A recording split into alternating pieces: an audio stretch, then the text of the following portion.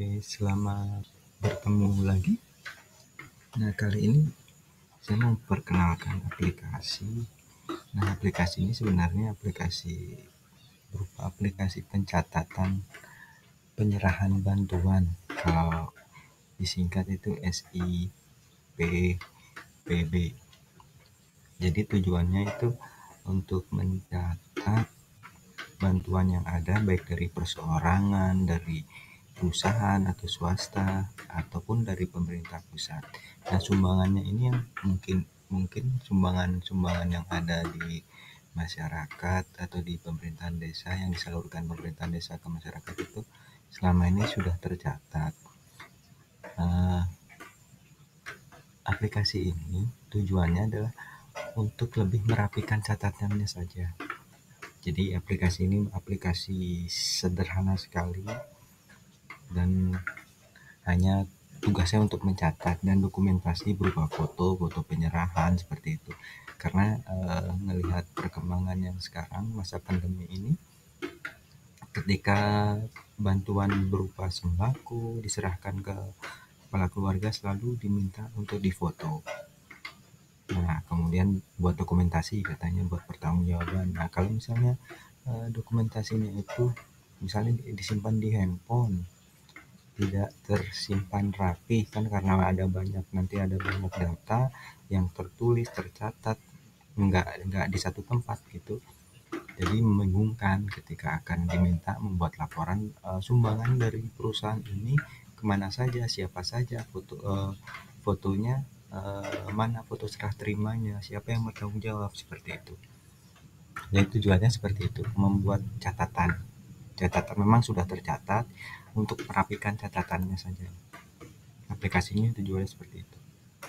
Oke, saya langsung masuk ke aplikasinya.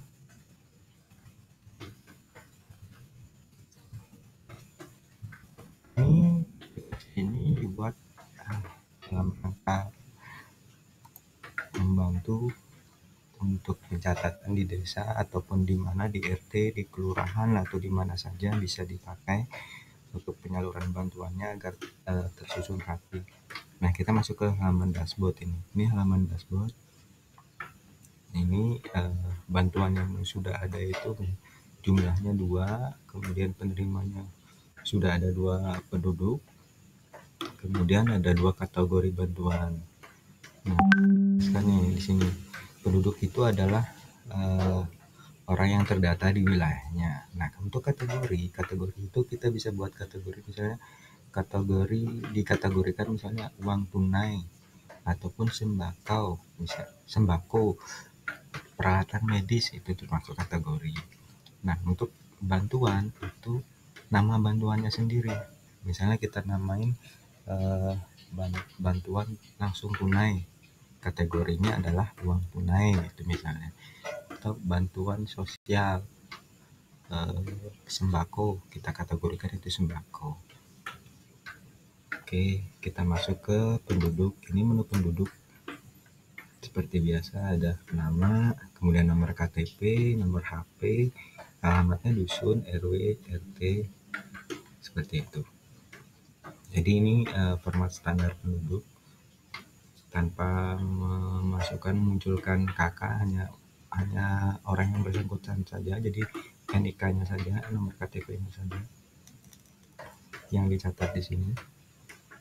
Ini datanya bisa ngambil dari aplikasi, misalnya ada aplikasi Simpel Desa.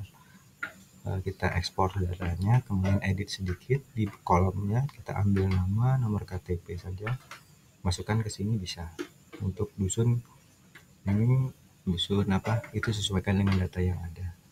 Jadi kalau untuk data nama sama nomor KTP dari aplikasi Simpel Desa itu bisa dimasukkan ke sini. Kemudian kita lanjut ke kategori. Nah, kategori yang tadi saya bilang sembako, peralatan medis, uang tunai, seperti itu. Sumber dananya dari siapa? Misalnya dari perorangan ataupun dari lembaga swasta atau lembaga sosial, lembaga LSM gitu, seperti LSM internasional misalnya yang mau menyumbang gitu ke desa bantuannya. Terus nilainya berapa? Nah, nilainya ini misalnya umpamanya itu sembako, dirupiahkan saja. Jadi biar gampang untuk kira-kira itu berapa ratus ribu, misal berapa juta itu. Seperti itu. Tanggal penerimaannya, kemudian penanggung jawabnya siapa. Nah, bantuan ini berdasarkan kategori. Nah, nama bantuannya bantuan sembako, bantuan langsung tunai, nilainya berapa, kemudian nomor bantuan kalau kita mau kasih penomoran untuk memudahkan nanti mencarinya. Kemudian foto bantuannya, misalnya kalau bantuan berupa bahan bangunan, sembako, kemudian peralatan medis bisa difoto dimasukkan ke sini. Jadi seperti ini. Kalau diklik itu bantuan sembako itu adanya ini berupa barang-barang ini gitu. Per detailnya misalnya satu kotak sembako itu isinya seperti ini difotokan, jadi buat dokumentasi untuk pertanggungjawaban nantinya. Soalnya apa ini dokumentasi ini kan penting juga untuk pelaporan, misalnya ada yang menanyakan ataupun dari pihak penyumbang ingin mengetahui laporannya. Jadi seperti ini ada fitur ekspor, ini bisa diekspor ke Excel ataupun ke PDF. Nah, ini penyerahan bantuan. Jadi siapa yang akan menerima bantuan ini? Nah, otomatis penduduk yang tercatat di sini. Nah, kategori bantuan yang dia terima, nama bantuan yang dia terima, misalnya bantuan langsung tunai diserahkan, foto serah terimanya sebuah pertanggungjawaban seperti ini. Anggap aja ini foto serah terima waktu Simpel Desa, laptop, printer, tas laptop. Ini teman kami, salah satu tim kami. Dan ini kayak sepertinya di Babat Supat kalau nggak salah. Oke, seperti itu. Kemudian tadi saya bilang untuk pertanggungjawaban, nah itu bisa diekspor ini. Catatannya ini kita ekspor, misalnya apa kolom yang mana apa saja yang mau diekspor, kemudian format ekspornya bisa dipilih, mau Excel, mau CSV sama Excelnya hampir sama. Kita pilih PDF, lebih enak PDF karena tampilannya akan rapi. Jadi seperti ini tampilannya kalau pas ketika diekspor. Nah, otomatis, kalau sudah seperti ini fotonya tidak terlihat karena fotonya kegedeannya. Nah, karena fotonya kegedean, ini bisa di-download, kemudian di-print ataupun dikirim ke lewat via WA filenya ini untuk pertanggungjawaban kepada penyumbang.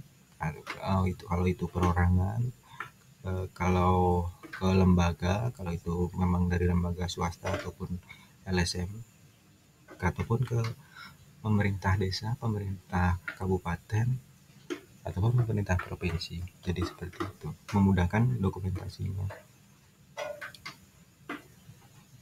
Oke, seperti itu yang bisa saya sampaikan. Jadi memang kami buat untuk pencatatan saja, nggak ada fitur yang luar biasa di aplikasi ini, dan sangat simpel sekali. Di kategori penduduk ini juga bisa diekspor ataupun diimpor. Nah, fitur impor ini ambil dari data yang tadi saya bilang dari aplikasi Simpel Desa, yang hasil ekspor data penduduk Simpel Desa, kita ambil nama dan nomor kolom nama dan nomor KTP-nya. Jadi untuk nomor HP dusun ini kasih aja nilai 00000 semua, baru masukkan ke sini. Jadi mempercepat pencatatannya. Nah, untuk dashboard nanti semakin banyak, misalnya jumlah jenis bantuannya, penerimanya ini akan bertambah dengan sendirinya. Nah, ini update COVID. Saya ambil widget dari web yang lain. Ini update real time. Jadi kalau ada terkonfirmasi misalnya yang kena COVID, ini akan nambah sendiri. Ini sesuai dengan data pemerintah, sama dengan data pemerintah real time update-nya. Oke, sekian kalau ini memang bermanfaat aplikasinya, silahkan japri saya ataupun minta ke saya kasih. Ini aplikasi dengan cuma-cuma, ini untuk tujuannya untuk membantu, karena saya membantu dalam bentuk yang lain nggak bisa. Kalau dalam bentuk seperti ini saya bisa membantu, jadi begitu. Mudah-mudahan dengan aplikasi ini bisa terdokumentasi dan membuat laporan dengan baik nantinya. Terima kasih, salam semangat membangun desa.